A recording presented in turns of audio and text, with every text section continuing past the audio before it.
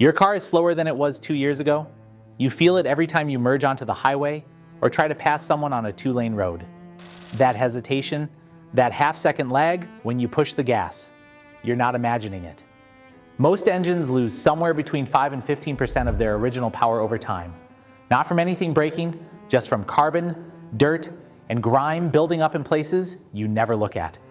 The good news is that power is still there. It's buried under layers of neglect, and you can get most of it back in an afternoon with basic tools and products that cost less than 20 bucks each. Here are the things your car is begging you to clean, and what happens if you don't. Your mass airflow sensor. There's a tiny platinum wire inside your MAF sensor, thinner than a human hair, that measures exactly how much air is entering your engine. Your engine computer uses that measurement to calculate how much fuel to inject. When that wire gets coated in dust, oil residue, and fine particles that sneak past your air filter, it starts underreading airflow. The computer thinks less air is coming in than there actually is, so it injects less fuel. The result is a lean mixture that causes hesitation on acceleration, rough idle, poor fuel economy, and that sluggish feeling that makes you think something expensive is wrong. A dirty MAF sensor can throw your fuel trims off by 10 to 15%. That means your engine is running 10 to 15% wrong on every single combustion cycle. The fix costs $8 and takes 15 minutes. Buy a can of CRC MAF sensor cleaner at any auto parts store. Do not use brake cleaner, carb cleaner, or WD-40. Any of those will destroy the sensor element, and you'll be buying a new one for $150 to $300. Remove the sensor from the intake tube. It's usually 2 screws or a clamp. Spray the wire element gently. Let it air dry completely, reinstall. If your sensor was dirty, you'll feel the difference on your next drive. Smoother idle, crisper throttle response, and your fuel economy will start improving within a tank or two. Your throttle body. This is the valve that controls how much air enters your engine when you press the gas pedal. Over time, combustion gases that come back through the PCV system and oil vapors coat the butterfly valve and the bore with a layer of carbon. That carbon restricts the airflow passage and prevents the valve from closing and opening to the exact position the engine computer commands. The symptoms are rough idle, RPM fluctuation where it bounces between 500 and 800 at a stoplight, stalling at low speed, and throttle lag where you press the gas and nothing happens for a beat. AutoZone recommends cleaning your throttle body every 25 to 50,000 miles, but most people have never done it once. A shop will charge you $150 to $200 for a throttle body cleaning. You can do it yourself for 10 bucks and 20 minutes. Disconnect the air intake duct to expose the throttle body. Spray throttle body cleaner, not carb cleaner, onto the butterfly valve and the bore walls. Use a soft brush or a clean rag to wipe the carbon off. Pay attention to the edges where the valve seats. That's where the worst buildup collects because combustion gases condense there. On modern drive-by-wire cars, never force the butterfly valve open with your hand. The electric motor that controls it can be damaged if you force it past its resting position. After cleaning, reconnect everything, start the car, and don't panic. It's going to idle rough for 10 to 15 minutes while the engine computer relearns the airflow parameters. That's normal. Once it relearns, you'll feel the difference immediately. Smooth idle, no more RPM bounce, and crisp throttle response. Your PCV valve. Most people don't even know this part exists, but it's one of the most important valves in your engine. The positive crankcase ventilation valve routes blow by gases, the combustion gases that slip past your piston rings, back into the intake manifold to be burned again, instead of venting them into the atmosphere. It's a simple one-way check valve that opens and closes based on manifold vacuum. When it fails, stuck open, unmetered air enters the engine and creates a lean condition. When it fails stuck closed, pressure builds in the crankcase and starts pushing oil past your valve cover gaskets, your rear main seal, and every other seal on the engine. You end up with oil leaks everywhere and no idea where they're coming from. Here's the crazy part. On most American and Japanese cars, this valve costs $5 to $12 and takes 30 seconds to replace. Pull the old one out of the valve cover grommet, push the new one in, done. You can test the old one in 10 seconds. Pull it out and shake it. If it rattles, it's still working. If it's silent, it's stuck and needs replacing. Now, some European cars, I'm looking at you, BMW, Volkswagen, and Audi, integrate the PCV system into the valve cover itself. On those, you're not replacing a $10 valve, you're replacing a $500 to $1,500 valve cover assembly. That's why it's worth knowing what kind of system your car has before you start. Your air filter. Your engine is an air pump. It needs to breathe to make power. A clogged air filter restricts incoming airflow and forces your engine to work harder to pull air through a dirty filter, which robs power and fuel economy. Independent dyno testing has shown that replacing a severely clogged filter with a fresh one can recover 2 to 3 horsepower and improve throttle response noticeably. A standard paper filter costs $8 to $15 at any parts store and takes 2 minutes to swap. Pop the airbox clips, pull the old filter, drop the new one in, close it up. If you want a longer lasting option, performance filters like K&N use oiled cotton media that can be washed and reused every 30 to 50,000 miles instead of being thrown away. They flow more air than paper filters by design, and independent testing has shown small but measurable horsepower gains. One warning though, if you use an oiled performance filter, do not over-oil it when you clean and re-oil it. Excess oil migrates downstream onto your MAF sensor and coats that platinum wire we just talked about. Now you've got a dirty MAF sensor caused by the filter that was supposed to be an upgrade. If that concerns you, brands like AEM make dry performance filters that flow similarly without the oil. Your spark plugs. Every combustion cycle fires your spark plugs. On a 4-cylinder engine at highway speed, that's roughly 100,000 ignitions per minute across all 4 cylinders. Over tens of thousands of miles, the electrodes erode and the gap widens.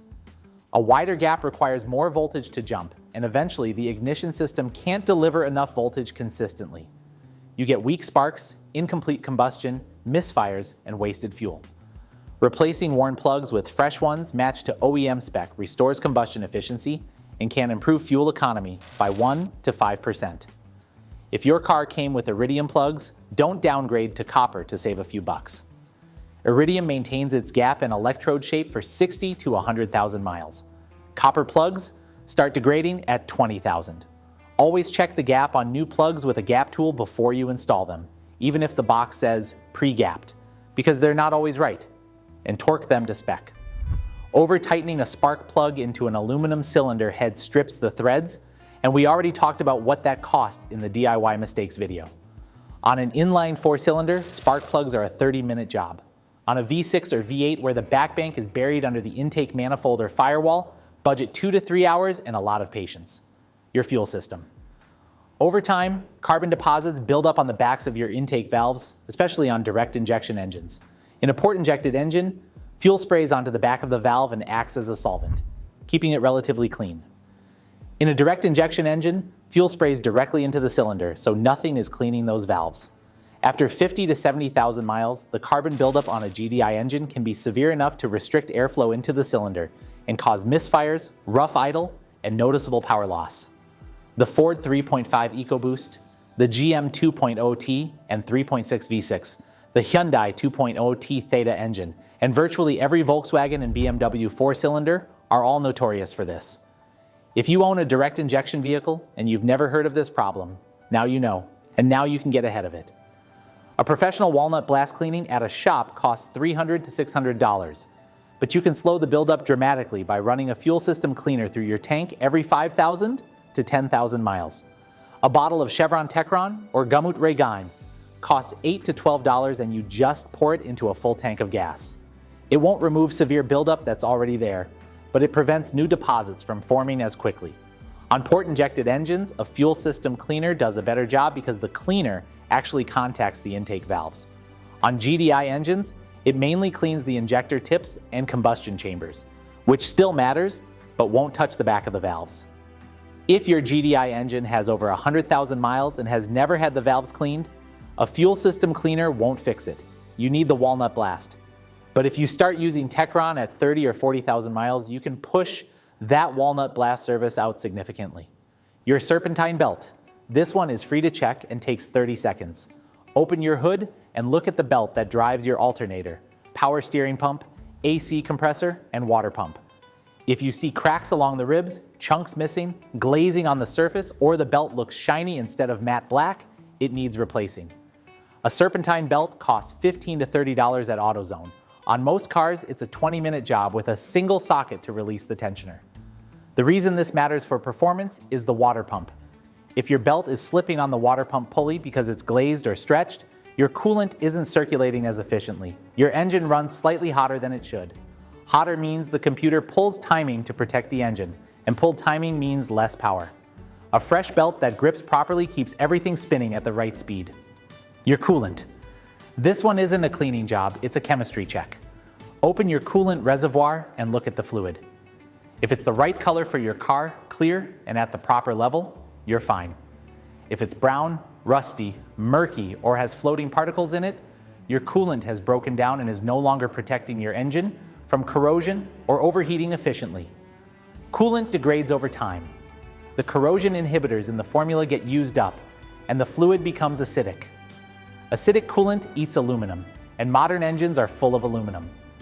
Your radiator, your water pump housing, your thermostat housing, your heater core, all aluminum. A coolant flush and fill costs $10 to $20 in materials if you do it yourself. A new radiator costs $300 to $500. A new heater core can cost $800 to $1,200 in labor alone because it's buried behind the dashboard. Check your owner's manual for the flush interval. Most manufacturers recommend every 30 to 60,000 miles, depending on the coolant type, and use the right coolant for your car. We covered the IAT, OAT, and HOT types in the engine oil video. Wrong coolant chemistry can gel up inside your system and clog everything. Your battery terminals, pop your hood and look at your battery. If you see white, green, or blue crusty buildup around the terminals, that corrosion is creating resistance in the connection between your battery and your entire electrical system. Your starter has to work harder to crank the engine. Your alternator has to work harder to charge the battery.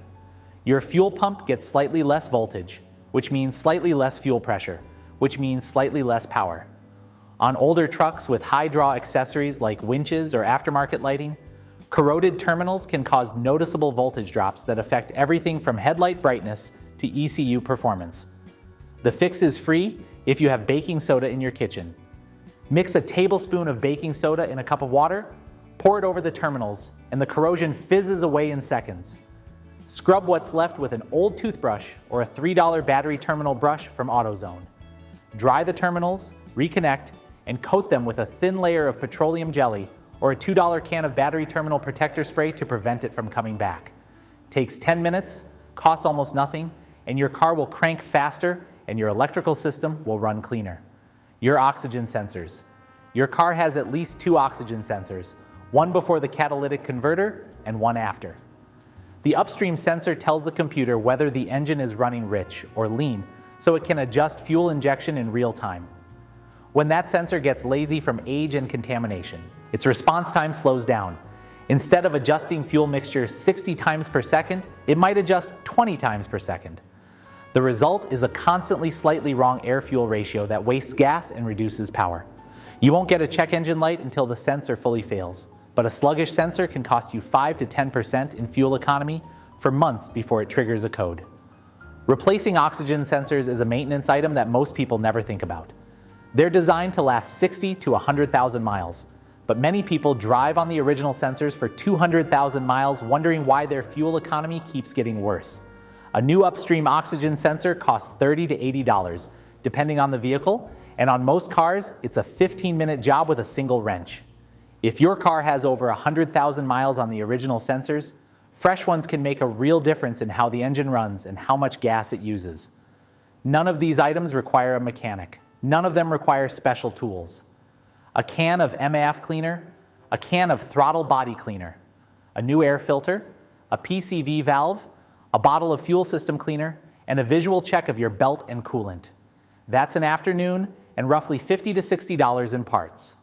For that, you're restoring lost power, improving fuel economy, preventing oil leaks, and catching problems before they become $1,000 repairs. Your car doesn't die all at once. It dies slowly. One neglected maintenance item at a time. This is how you stop it. And while you're at it, check your tire pressure. This is completely free, and it affects performance more than most people realize. Underinflated tires increase rolling resistance, which is like driving with the parking brake slightly engaged. Every PSI below the recommended pressure costs you roughly 0.2% in fuel economy. That doesn't sound like much, but if all 4 tires are 5 PSI low, which is common since most people never check, you're losing about 3% fuel economy. Over a year, that's over $100 in wasted gas on a truck. Beyond fuel economy, properly inflated tires respond faster to steering inputs, corner better, and stop shorter. The correct pressure is on the sticker inside your driver's door jamb, not the number on the tire sidewall. Check them once a month when the tires are cold before driving more than a mile. Takes 2 minutes with a $5 digital gauge. One more thing that costs absolutely nothing and takes 5 minutes. Reset your engine computer. Your ECU constantly learns and adapts to the current condition of your engine. Over months and years, it builds up learned parameters based on a dirty throttle body, a clogged filter, a gunked up MAF sensor. It compensates for all those problems by adjusting fuel trims, idle speed, and timing. Once you've cleaned everything, those old compensations are working against you. The computer is still compensating for problems that no longer exist. Disconnect the negative battery terminal, wait 15 to 30 minutes for the capacitors to discharge, reconnect. Then drive normally for 50 to 100 miles. The ECU relearns everything based on the now clean components, and many people report noticeably sharper throttle response and smoother shifts after the relearn period. You'll lose your radio presets and clock settings, but that's a 2-minute fix. Some cars, particularly certain BMWs and newer Toyotas, may need a dealer recalibration after battery disconnect, so check your manual first. But on most American trucks and SUVs, a simple disconnect and reconnect is all it takes.